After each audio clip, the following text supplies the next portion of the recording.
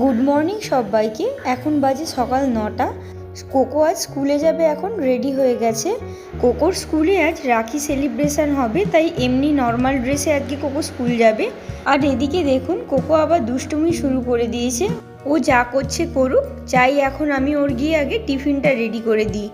আজকে কোকোর স্কুলে টিফিনে মিষ্টি নিয়ে যেতে বলেছে, তাই এই 2 রকমের মিষ্টি দিলাম। আর স্কুল থেকে বলে দিয়েছে ছেলেদেরকে গিফট আনতে আর মেয়েদেরকে রাখি, তাই আমি কিছু চকলেট পাঠালাম। এখন আমরা টোটোতে উঠে পড়েছি, চলুন যাওয়া যাক।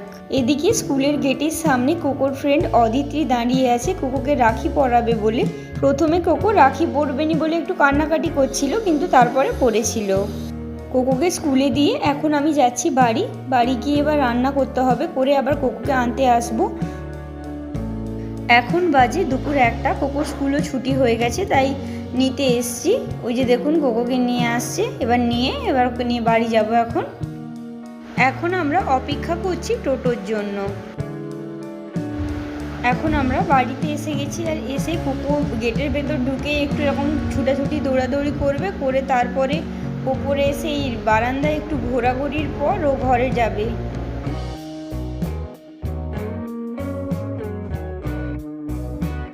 আর এদিকে দেখুন এই ছোট্ট হাতে রাখিটা কি সুন্দর লাগছে দেখতে।